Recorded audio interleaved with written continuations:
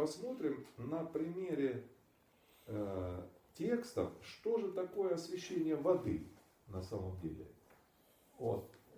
Мы сегодня воду освящали, потому что вот святая вода. Да, можно о ней прочитать множество, а мы уже говорили с вами, что читать надо тексты молитв, в которых написано, что же происходит со святой водой. Вот, почему она становится, из чего состоит освящение воды у нас. Каким образом она превращается в святую воду. Да? Вот так. Значит, когда священник освящает воду, то читается прежде всего псалом. Псалтирь кто написал? Пророк Давид. Да. Ну, там есть псалмы, которые ему не принадлежат, но их мало. Вот. Это они вошли просто в псалтирь творчества. Как 103-й псалом, это вообще он из Египта пришел. И его переделали под понятие, ну, которое ближе к народу израильскому. Ну и другие есть такие вот некоторые псалмы. А вот этот псалом, который пишет пророк Давид, он начинается так. Господи, услыши молитву мою, внуши моление во истине Твоей, услыши меня в правде Твоей, и не вниди в суд. То есть, чтобы Бог, как, знаете, начал судиться с нами. Вот, мы не сможем ничего тогда противопоставить Господу. Никто не оправдится перед тобою, никакой живой. А что случилось? Враг душу мою погнал, он так, ну, это славянский язык, враг погнал душу мою, имеется в виду, что за собой увлек душу враг. И уныл во мне дух мой. Смятение напало на сердце мое, и я тогда вспомнил древние дни, что надо учиться делам Божьим, делам Твоим. Вот такой псалом читается. Потом «Бог Господь явися нам». А что такое «Бог Господь» поется? Кто знает? Вот «Бог Господь явися нам». Что это такое? В честь чего это? Иисус Христос, Отцу. Нет, это понятно, что это за праздник такой, Бог Господь явися нам. Как называется он? Нет, Бог явился. Благовещение это Божие. Богоявление. Богоявление. Богоявление это что за праздник? Пасха. Какой Пасха? Это Вот. Крещение Господне. Бог явился. Раньше Рождества не было. Рождество придумали позже, через 300 лет после Рождества Христова. Праздник Рождества не было такого. Вот. Вот. Почему праздник Рождества празднуется на Западе? Потому что люди не веруют в воскресение Христова. Не, он у них есть, это Пасха. Но это праздник, который они не веруют в него. Потому что никто не говорит ни Христос воскресе, ничего. Потому что веруют в Рождество. Понимаете? Вот. А раньше люди говорят, Богоявление, Бог явился. Не родился, это второстепенная вещь. Рождение Бога, его. Понимаете? Ну как бы она тоже важная, что он именно явился Бог во младенце. Вот, и так было много веков. Богоявление. И поэтому Бог Господь явися нам, это скрещение. Вот оно поется на разные глазы. Потом идет прославление Богородицы, помилуй меня Боже, покаянный псалом читается, известно, он везде читается. Рождение ли, хороним мы человека, все помилуй меня Боже, да, это прощение грехов, покаяние. Дальше поются воспевания Божьей Матери, святым разным, как зиждителя всех, во утробе заченшая, Дева всеми порочными молитвами своими, спаси души наши. Целое множество множество воспевания вот как раз Благовещения, да, воспевания Богородицы, рождения Иисуса Христа. И после вот этих воспеваний Пресвятой Деве совершается ныне настало время всех освящающих, праведно ждет судья. Начинается освящение воды. Водами о дождивой Христе источник исцелений. Вот, то есть сегодня как раз Евангелие читал. Подошел Господь и говорит этим людям, которые принесли расслабленного: прощаются тебе грехи твои. А потом сказал: встань и ходи.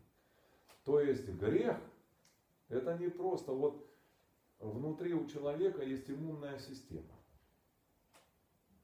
И есть духовная иммунная система, которая была у Адама. А у нас ее нет. Потому что, как сегодня мы читали у Василия Великого на литургии, в молитвах, которые читает священник, прелестью змеевою, то есть человек соблазнился и прелестью змеевой утерял вот эту силу духовную, все потерял. И далее читается апостол, что мы освящаемся с вами от Бога. Все. Он говорит это, что в церкви возвещу, братья мои, всей церкви возвещаю. И надеюсь я только на Бога. И вот эти дети, которые апостол называет детьми, которых дал Бог, да, и они от смерти, от дьявола избавляются. Потому что дьявол, он говорит, как рабов заставил работать людей на богатство, на себя, убивать друг друга и все. И теперь мы были повинны, да, повинны работе. И теперь Господь нас спас от этого рабства греху. Читается Евангелие как раз вот на Асиламской купели, когда совершалось исцеление. Только одного человека такая традиция была.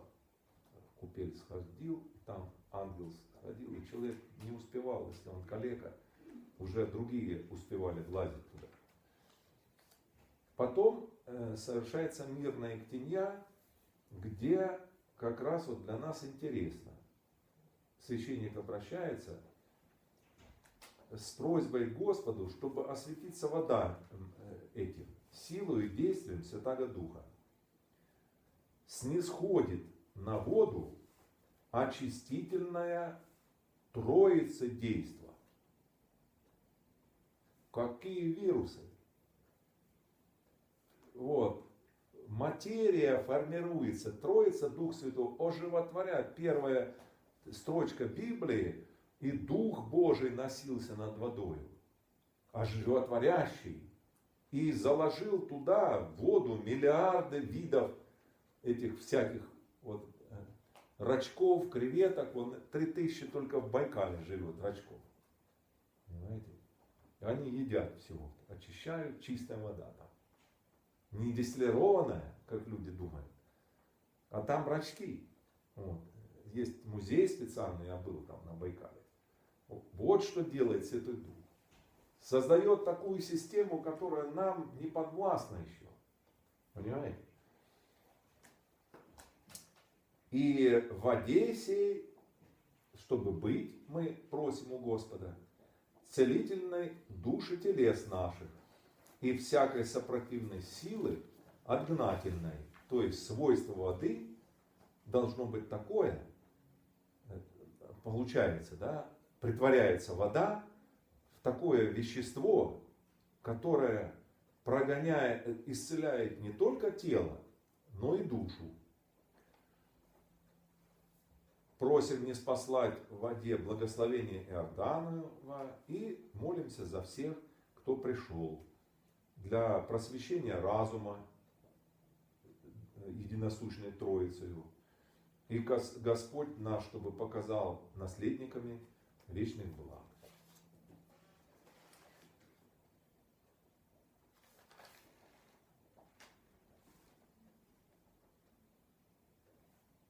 И дальше читается молитва, которая говорит о том, что увидел Господь нужды человеческие и пришел в образе раба,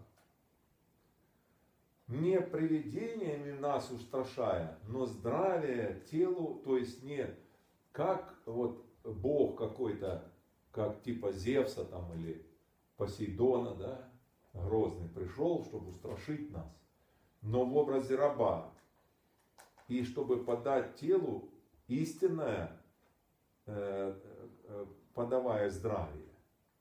А оказывается, здравие может ложным быть. Вот. Человек здоров, а внутри гнилой. Душа повреждена у него.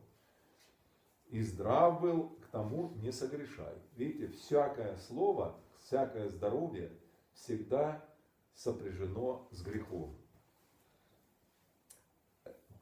Напоминается, помните, слепого он брение сделал, то есть вот так смешал грязь, помазал его, пошел, говорит, пойди умойся. Человек умылся, и слепорожденный, который родился, он не должен был никак видеть. Вот. Слепорожденного и часто, наверное, в редких случаях только можно зрение, там, операция или еще как-то что-то. А так все. Господь прикоснулся, все. Умыться повелел. Вот. То есть вода святая, она совершает чудеса верующим. То есть умылся человек водой святой. И волны сопротивных страстей, которые находят на человека, все Господь убирает. Сам человеколюбче, дай вы нам снега светлую, такое славянское слово, то есть светлую, как снег, одеться одеждой в крещении от воды и духа. И причащением вода сравнивается со причастием. Причащением и окроплением Твое благословение не спасли, скверну страстей омывающие. Молимся Тебе, Господи, посети нашу немощь, исцели недуги душевные и телесные, и молитвами Всепречистой Богородицы, всех святых поминается наших, и святого Николая, и чудотворцев, всех, и бессребренников.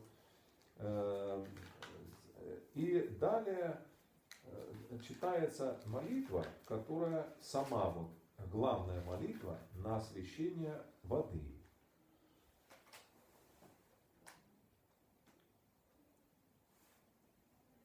Всегда в этих молитвах упоминается, что Господь сотворил и вот эти бездны, источники, реки, которые идут и в ту сторону, и в другую. Вот все это громадина воды, которая циркулирует по всей. Очень интересно, в Псалтире описано круговорот воды природы. Он говорит, ты призываешь воду на небо, наверх, и потом проливаешь ее на лицо земли. Такое образное выражение. И вот если Господь дает, то множество вот этих воды, которая шумом, по-славянски множество шумовод, и есть у людей стези, вот эти пути морские, в водах многих, и никто не познает Твои пути, Господи. Но крещением единородного Сына воплощенного и снитием нань, то есть раньше люди вот стояли перед страхом этим. Океан, корабли гибнут, вода. И вдруг Господь приходит, ходит по водам, успокаивает бури. Вот, и через воду делает нас причастниками вечной жизни. Вот. Воспоминается Ветхий Завет и Новый Завет. и само крещение, когда Дух Святой в видении голубя и согласом отеческим, то есть Отец, когда говорил: «Сей Сын мой возлюбленный, на нем мое благоволение». И прошение идет: «Смиренно недостойны рабы твои просим и милися одеем». Что такое милися одеем? Что вам это напоминает? Что мили ся. А ну-ка, это вряд ли кто знает из вас. Максим только может знать из нас. Он занимается этим. Милость. Не, милость это вы христиане, поэтому все. А он техник, плотник. Где мы употребляем это слово? Нету размера. Совершенно верно. Размера. А что такое миллиметр? Это маленький. Одна какая? Полосочка. Не, одна полосочка, это значит какая? Миллиметр это. Одна какая? Да. Сотая это сантиметр, а миллиметр это одна тысячная. Так вот, милисядеем, это значит 1000 раз умоляем себя, делаем маленькими. Понимаете, что такое? Вот. Это мало кто знает, потому что люди говорят: это милость, там милости никакого не имеет отношения. Вот. Уменьшаем, да, себя, смиренно приносим, милисядеем. Так, все уже у вас... Нет, отец Борис, часто карантин, мы не будем с детьми заниматься. Да, вы там смотрите, вот, мы так тоже, вот, мы-то люди верующие, поэтому, а вы имеете дело с начинающими еще. Вот. Мы имеем дело с родителями. Да, так я же говорю, с начинающими, тем более дети-то, к ним вирус не пристанет, а к родителям может пристанет. У родителей паника и страх. Паника, да. Ну, что делать?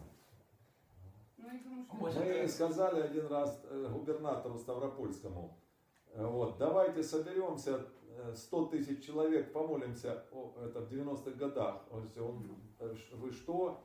Здесь это мы не религиозное государство, а его пристыдили мусульмане. Говорит: вам отец ваш духовный говорит, вот, ты, говорит, кто такой? Ты, говорит, не глава над ним. Это он самый главный, это, ну, а там у нас старец, митрополит такой был. Ты, говорит, пришел сюда, пузатый чиновник, пришел, кто ты такой? Ты, говорит, против Бога. Соберитесь, говорит, помолитесь, говорит, что вот. Вы, говорит, только кушаете-то разъезжаете, ничего не делаете. В общем, комедия была такая. Вот. И так и не стали делать. А он предлагал, говорит, давайте соберемся.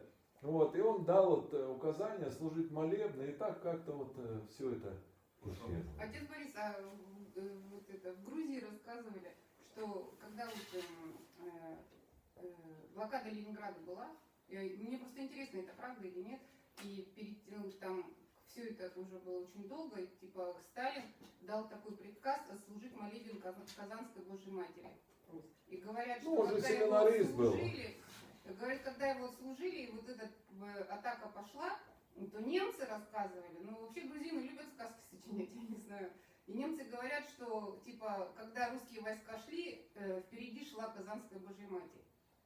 Ну, там, может, не так это было. Вот там, видите, что вот я знаю, не знаю, как в Ленинграде, потому что я знаю в Греции, вот там на Успение, это каждый год приходит мэр города, вот полный город идут на острове Крит, это вот такой вот, и когда подошли немецкие корабли, вот, то они, там такой старец был, они отслужили молебен, и поднялась такая буря, что камни сбрасывало со скал. Вот.